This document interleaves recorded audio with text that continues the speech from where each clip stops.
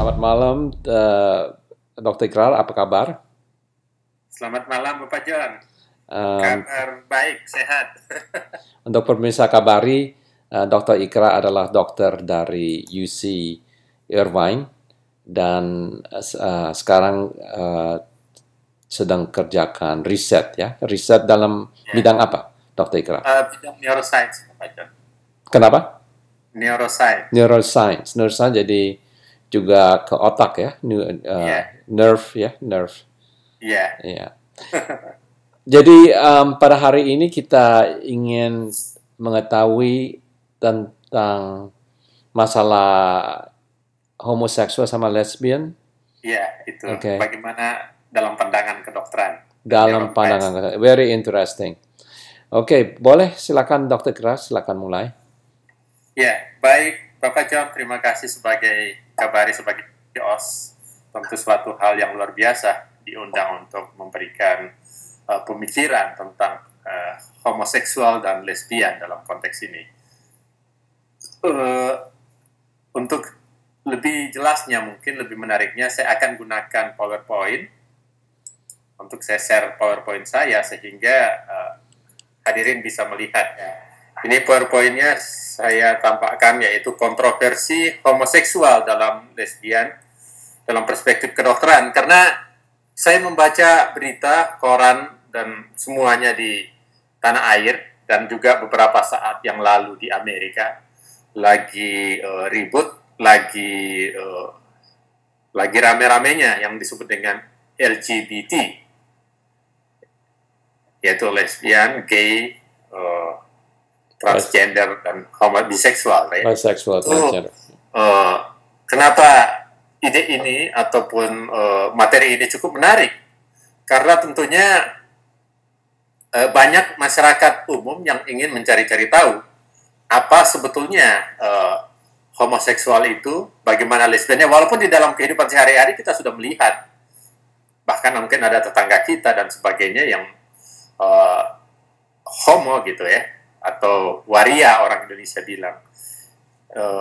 Di Amerika juga ada beberapa tempat ya, termasuk misalnya di San Francisco sana kan, bahkan pemerintah Amerika bahkan melegalkan pernikahan sejenis. Jadi kontroversi ini sangat-sangat ramai baik di Indonesia maupun di Amerika. Nah, oleh karena itu saya ingin membagi ilmu sedikit yang berhubungan dengan konteks homoseksual dan lesbian dalam konteks persepsi kedokteran, karena kita ingin melihat secara jernih ya apa yang terjadi sebetulnya.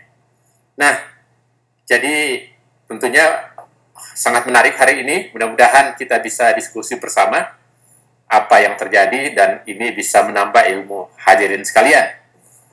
Nah,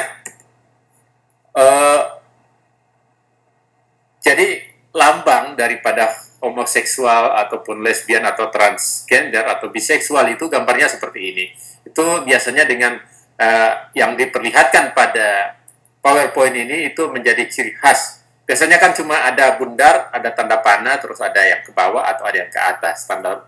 Nah, itu biasanya dia jelas heteroseksual, dia laki-laki atau perempuan. Tapi kalau bagi transgender ataupun biseksual ataupun homoseksual mempunyai lambang-lambang seperti ini, dan biasanya berwarna-warni. Nah, apa yang terjadi sebetulnya dalam konteks heteroseksual dan biseksual ataupun homo dan lesbian tadi? Saya ingin secara bertahap ingin memberikan gambaran bagaimana pemahaman dalam konteks kedokteran, khususnya kedokteran jiwa, kita menganggap bahwa homoseksual dan lesbian itu adalah penyimpangan atau disorientasi seksual. Kenapa? Karena kan yang normalnya seharusnya kan misalnya laki-laki menyenangi atau tertarik atau mempunyai bernafsu kepada selain jenisnya, misalnya laki-laki ke perempuan dan perempuan bernafsu kepada laki-laki, kan itu yang normal. Tapi kenyataannya kita jumpai ada juga orang yang sebaliknya, dia mempunyai ketertarikan ke sesama jenis. Nah, bagaimana kondisinya, kenapa itu terjadi?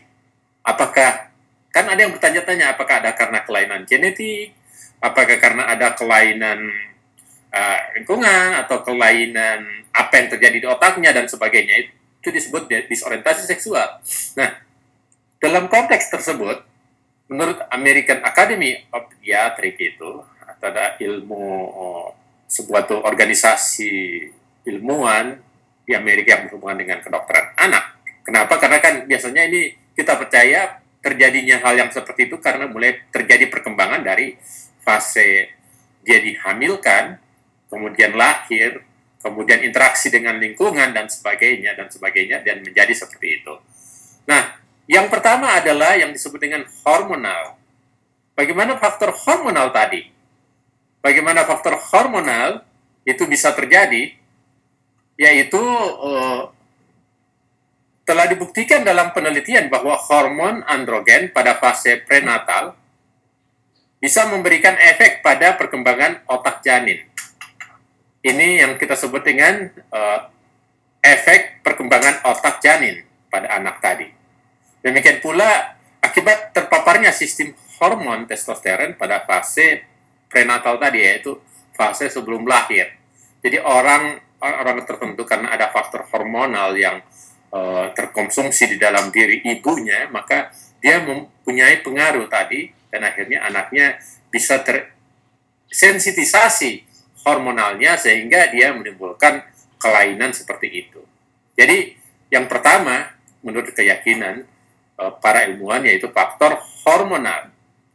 Yang kedua juga berkeyakinan ada faktor pengaruh lingkungan.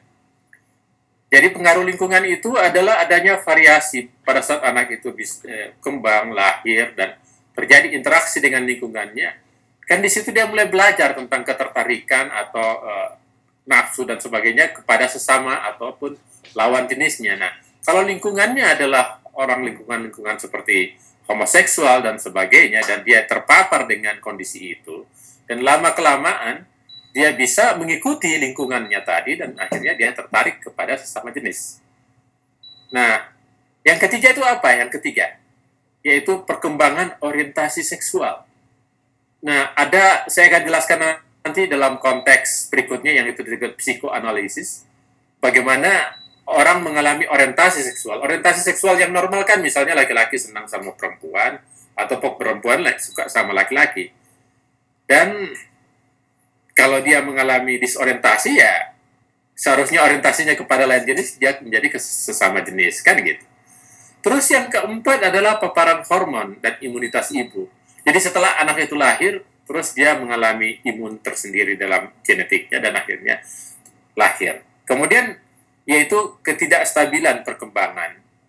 Apa itu ketidakstabilan perkembangan? Karena anak itu kan bertumbuh dan berkembang. Pada saat dia lahir, dia bisa bertumbuh fisiknya. Dan pada hal yang demikian juga dia berkembang. Dia punya kejiwaannya, kepribadiannya, dan sebagainya. Nah, proses tadi, kelima faktor itu, sangat dipercaya oleh American Academy of Pediatrics, dan saya kira ilmuwan seluruh dunia juga banyak percaya, yaitu itu yang menentukan akhir daripada seseorang itu, dia bisa tetap mengalami orientasi seksual yang benar atau orientasi seksual yang tidak tepat, sehingga kita sebut dengan disorientasi seksual. Nah, jadi saya melanjutkan tadi dari kelima yang itu, yaitu hormonal, pengaruh lingkungan, perkembangan orientasi seksual, paparan hormon dan imunitas, dan ketidakstabilan. Sebagian juga menganggap ada faktor biologi.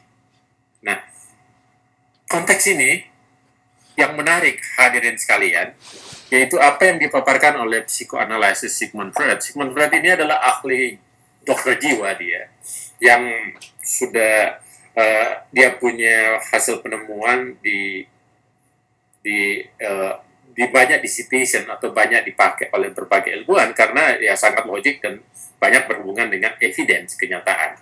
Nah, dia bagi itu sebetulnya dalam fase perkembangan anak itu ada 5 fase daripada perkembangan bayi itu. Pertama yang kita sebut dengan oral. Fase oral ini adalah anak itu misalnya antara 1-2 tahun gitu, dia mempunyai fase yang sangat menarik, maka ada refleks oralnya. Dia misalnya mengisap puting susunya, ibunya, dan sebagainya, itu dia merasakan kenikmatan di situ. Dan itulah kenikmatan basic insting pertama dari sang bayi tadi, sehingga dia dengan hanya didekatkan daerah pipinya, dia langsung ngisap gitu. Itu karena ada proses kenikmatan dan dia menelan, karena dia juga lapar dan sebagainya. Itu fase oral disebut. Sehingga the mouth of sucking. Kenapa? Itu penting. Karena untuk mempertahankan ibunya, dia punya kehidupan. Dalam fase ini terjadi ego development, yaitu aspek ego di dalam dirinya. Dia bagaimana ingin sesuatu diperhatikan, dia kebutuhannya dan sebagainya. Jadi dia aspek itu aja. Nah, selanjutnya anak-anak biasanya ada yang disebut dengan fase anal gitu. Dengan dia misalnya pup, dia merasa kenikmatan gitu.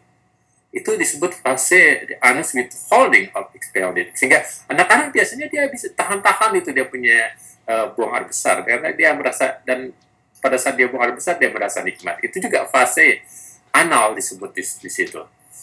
Kemudian pada sekitar usia berkembang, yaitu sekitar usia 5 sampai 7, 8, 10 tahun, itu ada fase falik, yaitu the penis of clitoris masturbation. Dia dengan hanya menyentuh-nyentuh bagian kelaminnya si bayi tadi, dia merasakan ada kenikmatan tersendiri.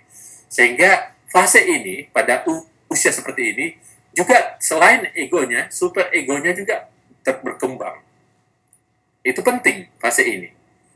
Kemudian fase selanjutnya yaitu fase latent, yaitu little or not sexual motivation. Jadi dia sudah mulai berdasarkan aspek yang dia nikmati tadi, bayi itu mulai ada fase punya ketertarikan atau ketidaktertarikan. Jadi little atau not tertarik kepada motivasi seksual, tetapi itu fase penting, yaitu sekitar fase 6, 7 sampai dengan 12 tahun. Itu jadi fase identifikasi genetik kelaminnya, dan setelah itu melompat pada fase genitalia, yaitu the penis or vaginal sexual intercourse. Dengan fase kenikmatan itu, dan akhirnya anak itu sudah mulai mengidentifikasi diri, dia laki-laki atau dia perempuan. Nah, kalau dia beridentifikasi laki-laki, maka dia tertarik pada lawan jenisnya perempuan, dan kalau dia perempuan, dia punya ketertarikan kepada lawan jenisnya, yaitu laki-laki. Itu fase. Nah, dari fase yang sangat sensitif, yaitu pada fase latent dan genitalia ini, secara psikoanalisis, itu bisa menimbulkan, kalau terjadi kesalahan, orang itu bisa mengalami disorientasi seksual, menjadi dia suka sesama jenisnya, ataupun bahkan dia cuma suka dirinya. Makanya anak-anak sekitar usia ini dia sudah mulai fase disebut dengan autoseksual, dia mulai masturbasi, dia juga sudah mulai onani dan sebagainya. Sehingga fase-fase ini harus berjalan dan perlu terkontrol dengan baik. Kalau dia mengalami fase traumatik pada fase ini, misalnya anak tersebut pernah ada trauma, di mana trauma dia ada dilakukan sodomi dan sebagainya, anak itu, maka anak itu kan akan mengingat itu. Pada saat dia mengingat, dia mungkin menikmati, dan akhirnya dia lewat analnya, dia akhirnya terfiksasi di situ menjadi seorang homoseksual yang mungkin dia senang di ini, karena ada kenikmatan yang dialami kan. Nah, itu menurut Sigmund Freud. Itu aspek psikoanalisis. Nah, sekarang hadirin yang berbahagia, saya ingin lanjutkan kepada bagaimana konteks yang lain. Kenapa orang bisa mengalami heteroseksual, tapi kadang juga mengalami biseksual. Dia senang sesama jenis, dan dia senang juga pada lawan jenis. Nah, intinya kan aspek yang paling terpatri di dalam diri orang-orang tersebut, dan ya mungkin kita orang yang normal ini, yaitu bagaimana fase di mana kita menikmati. Karena kenikmatan itu maka ada desire, ada motivasi yang tinggi, ada nafsu kan, nafsu luar biasa, ya itu karena aspek fisik, dan akhirnya ada aspek kejiwaan yang terpatri di dalamnya. Jadi kalau kita berbicara LGBT, ya lesbian, gay, biseksual dan transseksual itu adalah complicated karena banyak faktor yang berpengaruh. Nah, tapi saya kira pada umumnya orang sepakat bahwa hal ini adalah suatu penyimpangan yang kita sebut dengan disorientasi seksual. Nah, kalau dia mengalami disorientasi seksual, bagaimana gambaran otaknya kan gitu. Karena kenapa orang berbicara tentang otak selalu?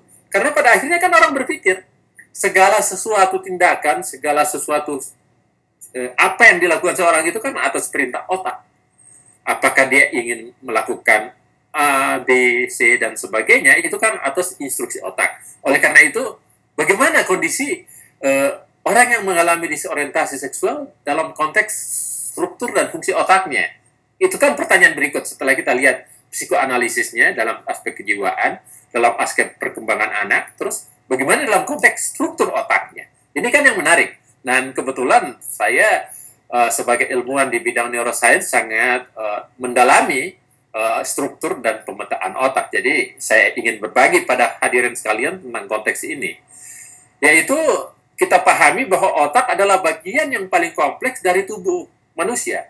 Organ ini memiliki fungsi utama sebagai pusat kemampuan berpikir, kemampuan kecerdasan, kemampuan mengingat, kemudian kemampuan inovasi, kemudian bagaimana kita menafsirkan panca indera itu, misalnya kita rasakan pedih di lidah kita atau manis, bagaimana kita rasakan kasar atau lembut lewat jemari-jemari kita, kemudian bagaimana kita bisa merasakan lewat penglihatan kita bagaimana indah dan tidak indah, mendengarkan indah itu keras atau sangat macam-macam, itu semua adalah interaksi dari otak, dan kita pahami bahwa di otak itu ada kurang lebih 100 miliar atau 100 billion neuron ya.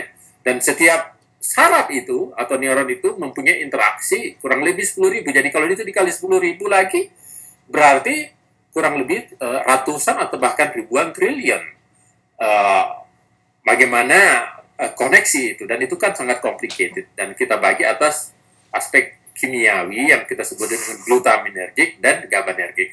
Nah, struktur ini yang akan menentukan fungsi otak itu. Otaknya itu dia berpikir A, B, dan C, ataupun bagaimana orientasi seksualnya.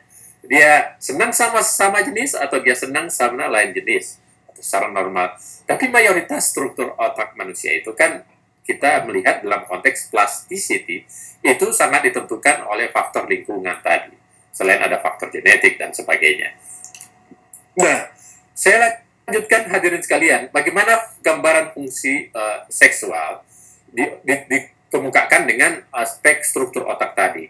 Nah, saya ingin mengemukakan bahwa dalam konteks makro ataupun secara anatomi umum, antara orang yang homoseksual dan lesbian dan normal itu mempunyai struktur yang sama. Ada otak besarnya, ada korteksnya, ada lobus frontalis, ada lobus occipitalis, dan sebagainya. Itu secara struktural tidak ada perbedaan antara laki-laki perempuan, antara itu secara makro. Tapi dalam konteks secara mikro, dalam artian secara dinamis otaknya tentu kelihatan berbeda. Kelihatannya berbeda kenapa? Dengan menggunakan fungsi magnetic resonance imaging, kita bisa melihat bahwa otak bagi orang-orang yang fungsinya senang sama jenis misalnya, walaupun dia laki-laki, tapi secara biologinya, tapi secara fungsi otaknya kita melihat gambarannya mirip-mirip dengan perempuan. Nah, kenapa? Karena konteks struktur otak itu adalah sangat plastik, dia bisa berubah-ubah berdasarkan apa yang menjadi keyakinan dan pemikiran orang tersebut.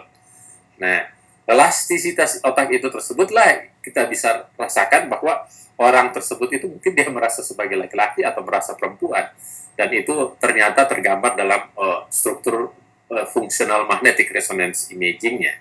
Jadi dinamika otaknya kita bisa lihat bahwa ada suatu penyimpangan. Nah, kenapa itu terjadi?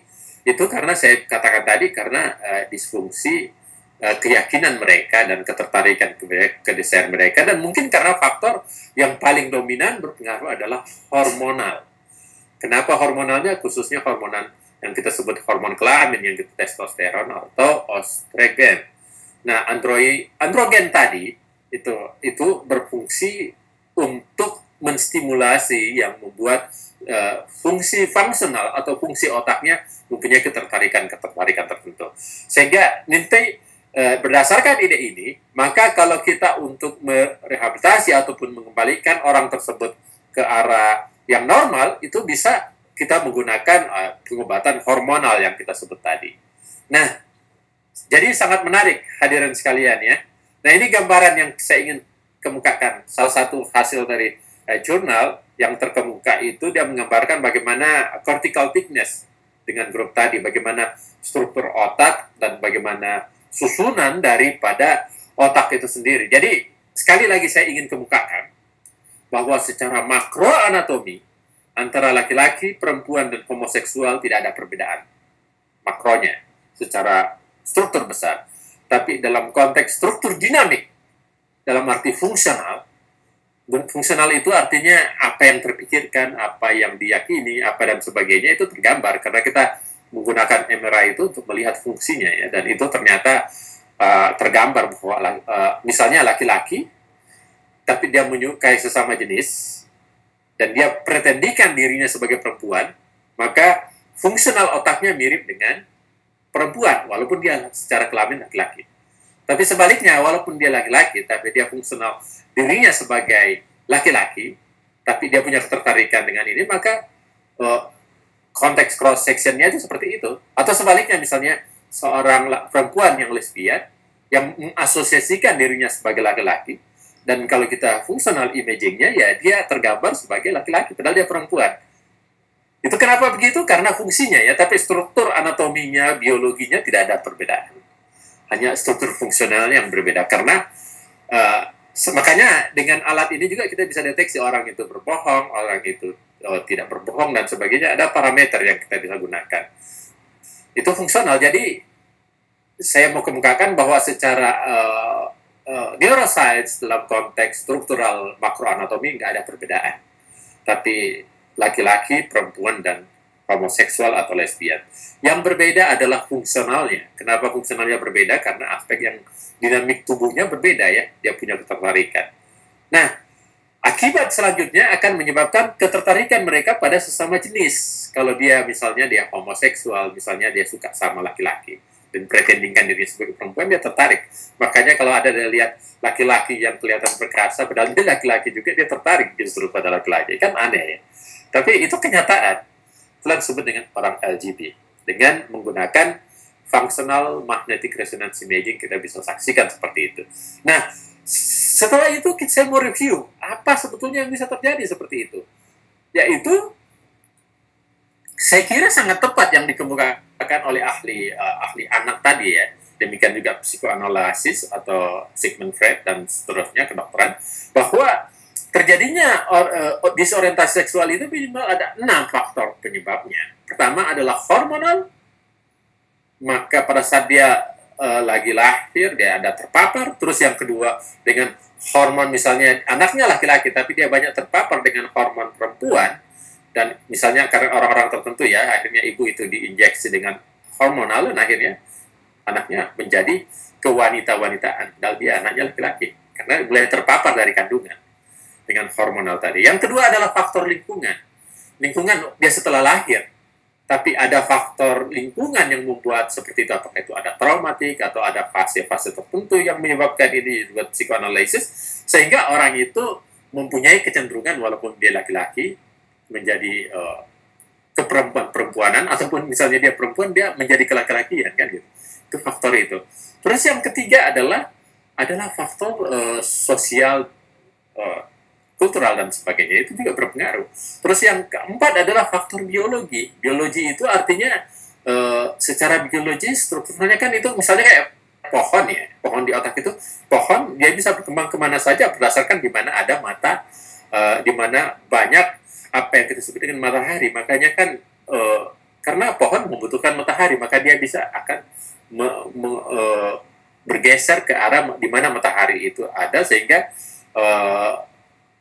lewat proses sintesis maka dia butuhkan, makanya misalnya lumutnya berkembang di mana, itu karena faktor itu ya. Nah, seperti juga struktur otak itu berkembang berdasarkan keyakinan, pengaruh dan sebagainya. Terus yang kelima adalah adanya faktor yang kita sebut dengan faktor lingkungan atau sosial budaya tadi. Misalnya dia pernah trauma, disodomi dan sebagainya, dan dia nikmati itu, dan akhirnya dia ingin menjadi sayur. Terus yang kelima adalah mungkin ada seseorang itu senangnya karena dia ingin sesuatu yang lain. Misalnya dia selama ini menjadi keluarga yang biasa-biasa aja, terus akhirnya dalam perkembangannya dia ingin merasakan yang lain. Bagaimana sih masa berhubungan seks sesama aja, berlainan jenis saja, mungkin dia ingin rasakan sesuatu yang baru. Dia ingin sesama laki-laki, kan itu jadi artinya karena curiosity. Terus yang keenam adalah kalau menurut mikroanatomi sistem, di mana ada proses terjadi perkembangan proses di otak itu, dan akhirnya orang itu menjadi tertarik sesama jenis. Dan selanjutnya ada penyakit yang kita sebut dengan penyakit transseksual atau transgenik. Itu bisa saja terjadi, di mana akan saya jelaskan pada bab terakhir, karena LGBT yang saya sebutkan homo ataupun heteroseksual ini berbeda dengan itu. Ada orang yang karena faktor mutasi, di mana kromosomnya atau kromosom nomor 23 itu tidak terpecahkan, sehingga dia mempunyai kelebihan. Misalnya kalau laki-laki kan X and Y, X dan Y ya. Tapi karena dalam proses transformasi daripada genetiknya, pada saat dia terbuahi oleh sperma, itu justru X-nya tetap 2. Makanya dia menjadi XXY. Itu Klinefelter syndrome yang kita sebut itu adalah memang orang akhirnya dia mempunyai 2 organ kelamin, yaitu hermaphroditic. Ada yang mungkin satu dia misalnya punya vagina, tapi ada juga penisnya yang lebih besar. Itu kan ada faktor gitu. Tuh ada kloaka dan sebagainya. Dan ini adalah berbeda dengan LGBT. Ini lebih banyak faktor pada faktor genetik yang perlu diperbaiki dalam konteks bisa dilakukan operasi dan sebagainya ya. Nah, saya akan kembali lebih penting lagi karena berdasarkan apa yang disebut dengan kedokteran, apa yang disebut dengan psikoanalisis, dan apa yang dikatakan dalam konteks plasticity perkembangan otak, maka lebih bagus anak-anak itu dicegah dalam fase perkembangannya. Nah, bagaimana mencegahnya supaya anak-anak ini bisa mempunyai konteks dia tertarik pada yang orientasi seksual yang benar? Maka pencegahan dan penata laksanaan itu sangat penting pada anak-anak. Jadi anak-anak sampai sekarang ini, ya saya juga harus jujur bahwa bagaimana anak-anak saya juga sangat tertarik dengan internet ya. Saya punya 3 anak, dan itu hal yang sangat-sangat perlu kita sebagai orang tua itu perlu memperhatikan dengan baik. Baik cucunya, hadirin sekalian, ataupun anak-anaknya. Internet sekarang ini fase yang luar biasa. YouTube, Facebook, Twitter, dan sebagainya, dan perkembangan teknologi juga komputer yang luar biasa, misalnya iPad, iPhone, Android, dan sebagainya. Anak-anak bayi yang masih 1-2 tahun itu sudah bisa menggunakan nyetel kiri kanan. Connect internet, handphone, terus buka, itu dia bisa lihat semuanya. Dan siapa yang bisa filter berbagai kejadian-kejadian traumatik pada anak dengan hanya melihat internet? Itu sangat banyak. Dan itu akan mempengaruhi struktur otaknya, mempengaruhi struktur berpikirnya, dan mempengaruhi struktur keyakinannya. Keyakinan, misalnya kalau ada dalam konteks ini, di mana anak melihat misalnya, wah ternyata pas buka film porno dan sebagainya, dan itu bisa aja tidak ada yang bisa screening, dan itu berbahaya, karena itu akan mempunyai traumatik tertentu di dalam pikiran dan otaknya, dan akhirnya dia bisa bermanifestasi homo, lesbi, dan sebagainya karena traumatik masa kecil. Maka tanggung jawab orang tua adalah bagaimana men-screening apa-apa yang bisa dilihat oleh anak-anaknya. Karena internet bagus, bisa membuat anak-anak itu cerdas, bisa membaca, mudah, dan sebagainya, tapi ada aspek yang lain yang kita perlu perhatikan. Itu kita mulai dari anak kita sendiri dan kita jaga, khususnya dalam konteks teknologi informasi yang luar biasa ini pada internet itu.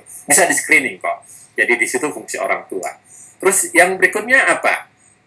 Yaitu berdasarkan etiologi penyebab tadi, bagaimana yang kita perlu lakukan. Kalau misalnya yang saya kemukakan tadi karena faktor hormonal, maka penderita itu ataupun orang yang mengalami disorientasi itu karena faktor misalnya hormonal, misalnya dia kelebihan androgen sehingga dia kemaskulitan, atau dia perempuan tapi dia kelihatan kelaki-lakian, ya bisa disuntikan hormon yang lainnya, estrogen, dan akhirnya kan aspek hormonal ini bisa kembali kepada normal. Yang kedua adalah sosialisasi dari lingkungan, yaitu sangat perlu lingkungan atau orang tua dan keluarga yang mengarahkan anak-anak ini dari perkembangannya. Kalau sudah terjadi, ya bagaimana dikembalikan kepada posisi normal dan sebagainya. Ya, jadi fungsi kontrol sosial juga sangat penting. Oleh karena itu, perlu juga hal yang lain, yaitu dalam fase perkembangan psikoanalisis anak tadi yang disebutkan oleh Sigmund Freud. Kita lihat perkembangan anak itu, mari kita bantu anak itu memasuki fase-fase seksualnya yang tepat, sehingga dia tidak berhenti pada satu fase tertentu. Dan itu dengan demikian maka dia bisa menjadi orang yang normal. Ya, artinya yang saya ingin kemukakan bahwa kita sepakat bahwa LGBT seharusnya ada suatu proses yang tidak normal. Karena yang normal itu yaitu laki-laki senang sama perempuan dan perempuan laki senang sama laki-laki. Kalau lewat dari itu mungkin ada faktor yang menyimpang, dan penyebab penyimpangannya itu adalah yang saya sebutkan tadi ini. Ada itu pertama hormonal, lingkungan, biologi, sosial, sosial kultural dan sebagainya. Ada faktor yang kita sebut dengan faktor variasi tertentu, karena faktor lingkungan, dia punya curiosity dan akhirnya dia punya ketertarikan karena dia ingin saja merasakan dan akhirnya dia nikmati dan akhirnya dia terbawa jadi seperti itu. Dan ada juga yang kita sebut dengan aspek yang lain, yaitu neuroplasticity. Bagaimana struktur itu, otak itu berkembang secara plastik. Nah, kalau dia plastiknya dia bisa berkembang menjadi seperti perempuan ke laki-lakian dan laki-laki menjadi perempuan-perempuanan, itu kan dia bisa kembali lewat proses rehabilitasi bersama dengan proses keyakinan tadi. Jadi ini complicated, tapi segala sesuatu itu bisa di-fix kalau ada kemauan keras dan kemauan lingkungan membantu juga untuk sampai kepada posisi yang lebih normal. Nah, ini yang saya mau contohkan, bahwa kelainan seksual tapi dia selain LGBT, yaitu yang kita sebut dengan sindrom de Klinefelter. Klinefelter ini adalah seorang profesor dokter yang beberapa tahun yang lalu itu yang menemukan struktur terjadinya kelainan struktur kromosom, karena dalam fase proses pembuahan di bayi itu di dalam kandungan mengalami kelainan pada struktur kromosom nomor 23, yaitu yang menentukan jenis kelamin. Misalnya XY yang sebelah kiri itu, hadirin sekalian melihat dia tidak ada Y-nya, tapi cuma ada satu X-nya aja, dan akhirnya dia perempuan tapi bukan punya perempuan yang tidak punya ketertarikan. Tapi yang sebelah kanan adalah XXY, dia laki-laki karena dia ada X dan Y-nya, tapi dia juga keperempuan-perempuanan. Nah, ini yang seperti ini saya katakan bahwa dilihat dari mana sejauh mana dia punya ketertarikan yang maksimal, dan ini bisa dilakukan operasi kelamin ya, lewat surgery of the vaginoplasty dan sebagainya. Itu bisa dilakukan karena memang secara genetik dia mengalami kelainan, bukan hanya karena faktor lingkungan, hormonal dan sebagainya, tapi ada secara genetik betul-betul mengalami proses ini, dan itu bukan kesalahan mereka. Dan ini dokter sekarang bisa membantu untuk menentukan. Taruhlah contohnya misalnya di Indonesia itu ada namanya Dorce ya. Dorce kan itu awalnya kan laki-laki, dan akhirnya si Dorce berkeyakinan dia lebih tertarik pada laki-laki, dan akhirnya dilakukan operasi kelamin, dan sekarang seperti itu. Dorce sudah sangat terkenal sekarang ya. Nah, itu yang kita sebut dengan sindrom Klinefelter. Tapi LGBT itu adalah suatu proses yang karena faktor sosial, lingkungan dan sebagainya dia menjadi homo dan homo atau lesbian karena faktor-faktor yang saya sudah sebutkan sebelumnya. Nah, jadi kesimpulannya, hadirin sekalian, bahwa LGBT adalah bukan karena faktor genetik, tapi ada faktor lingkungan, faktor biologi, faktor sosial, kultural, plastisitas otak, dan yang terakhir adalah faktor hormonal itu sendiri. Dan secara demikian maka kita bisa bantu tergantung apa yang menjadi faktor etiologinya.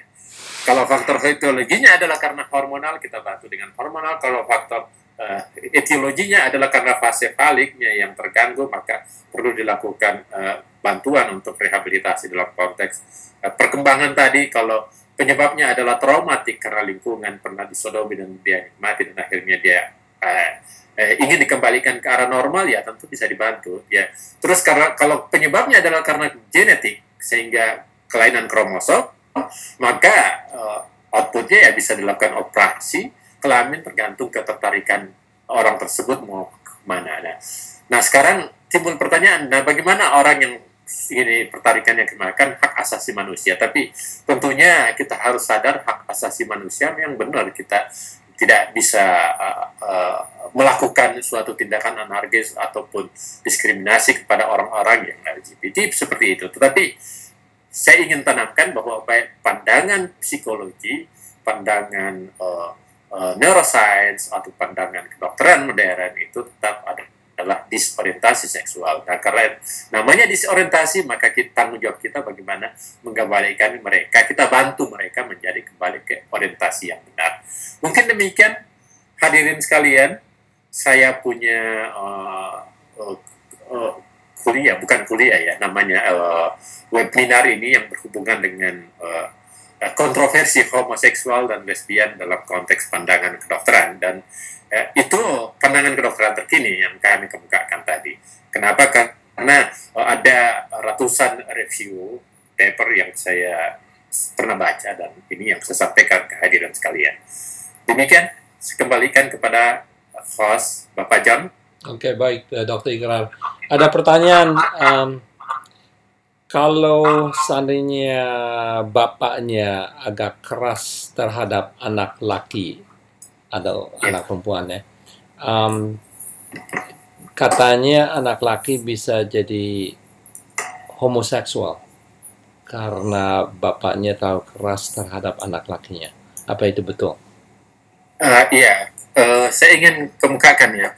Pertanyaannya menarik, bahwa menurut psikoanalisis, artinya gini ya, dalam konteks secara itu artinya yang saya katakan tadi hubungannya dengan faktor lingkungan ya. Seorang anak, karena contoh begini aja, menurut Sigmund Freud dalam fase falik, anak itu kan sudah mulai masturbasi dan onani ya, atau masuk kepada fase laten. Jadi antara 7, 8, sampai 10, 12 tahun itu. Anak-anak itu, misalnya perempuan, kan seharusnya dia tertarik pada laki-laki ya. Nah, dalam fase ini, orang tuanya mungkin terlalu keras dalam memperlakukan anak perempuan ini. Dan akhirnya kan dia trauma. Anak perempuan ini jadi seharusnya senang sama bapaknya sebagai personifikasi seksual. Tapi bapaknya menjadikan dia trauma, dan akhirnya benci kepada bapaknya, dan akhirnya dia tidak suka lagi sama laki-laki kan. Kalau itu menetap, dan selama-kelamaan menurut pemahaman psikoanalisis Sigmund Freud, dia akan menjadi lesbian. Mungkin dia personifikasikan dirinya, saya laki-laki aja lah, laki-laki lebih bagus, dominan, dan sebagainya ya. Ataupun sebaliknya, misalnya gini, anak perempuan, kebetulan pada fase, anak laki-laki pada fase ini, terus tiba-tiba dia menyaksikan ibunya datang period, menstruasi, dan dia melihat ngeri ya, alam bawah sadarnya dia menjadi ngeri. Kok perempuan bisa ada berdarah lewat alat kemaluannya dan sebagainya. Nah, akhirnya dia itu menetap dalam fase faliknya, dan akhirnya nggak tertarik sama perempuan. Mungkin lebih bagus sama laki-laki aja yang tidak ada darah-darah dan sebagainya. Itu kan saya bilang tadi, dalam fase development anak itu sangat-sangat penting kita menjaga bersama, karena itu bisa bermodifikasi pada orientasi seksualnya masa depan. Ya, jadi jawaban Bapak John pertanyaan tadi itu boleh jadi itu menurut Sigmund Freud psikoanalisis bisa terjadi Bapak John. Artinya orientasi seksualnya mengalami kelainan karena faktor lingkungan yang orang terdekatnya yang dari bapaknya atau ibunya. Mungkin demikian jawaban saya Bapak John. Oke. Terus ada pertanyaan lagi, kalau seandainya anaknya tuh kelihatannya agak feminin ya, walaupun anak laki ya, tapi mulai feminin. Apakah kalau orang tua bawa itu anak untuk lebih berolahraga, apa gitu laki jadi tidak begitu feminin gitu? Iya. Jadi kalau misalnya kita menyaksikan ada anak yang kelihatannya anak laki-laki tapi kok kelihatannya keperempuan-perempuanan ya. Kan itu bisa dilihat pada fase 8, 9, 10, 20, 10 tahun dan sebagainya. Itu kan fase-fase perkembangan yang luar biasa ya.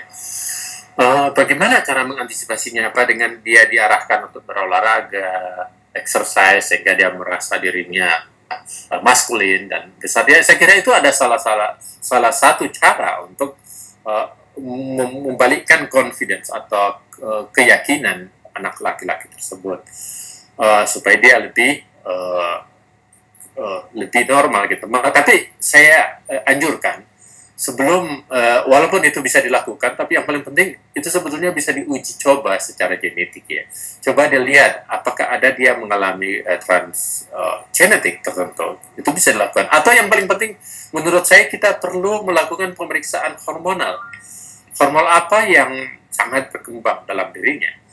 Karena kan ibu-ibu pada fase itu kan mungkin aja dia pernah minum obat KB dan sebagainya, dan itu berpengaruh.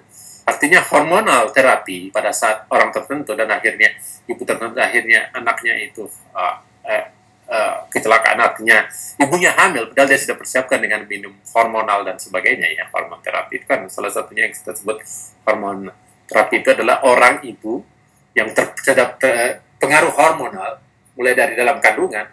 Misalnya itu ada ibu yang minum kontrasepsi.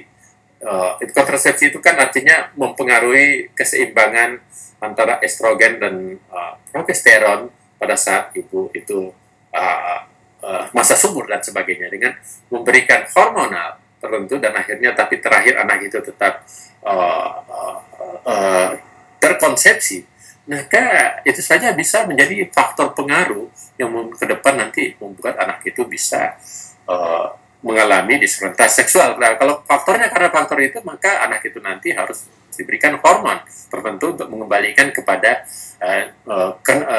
posisi normalnya. Tapi kalau artinya selain faktor olahraga tadi, exercise, fitness dan sebagainya, terus arahan dari keluarga, yang paling penting menurut saya coba diperiksa juga keseimbangan hormonal anak tersebut. Makanya apalagi kalau di Amerika, karena saya kira di Amerika kan begini, walaupun Amerika ini negeri yang sangat menghargai hak asasi manusia dan sebagainya, dan konteks yang lain kan kemajuan teknologinya sangat tinggi, dia bisa, kalau ada perkembangan anak yang ini kan orang tua biasanya bisa melapor ke guru dan akhirnya juga melapor ke family doctor, dan family doctor bisa mengarahkan. Dia bisa misalnya menjadi ada kelainan hormonal, perkembangan dan sebagainya. Kan itu perlu bisa dilihat. Itu sangat sederhana, diambil dia punya darah, terus itu diperiksa bagaimana komposisi hormonal dia, dan akhirnya bisa tentukan orang ini balance ininya lebih menyondong ke laki-laki atau perempuan. Karena kalau dia androgen yang tinggi, maka dia itu lebih ke maskulin. Kalau dia androgen dan testosteron yang tinggi itu maskulin, laki-laki. Sementara kalau dia progesteron yang tinggi, itu dia ke arah lebih perempuan.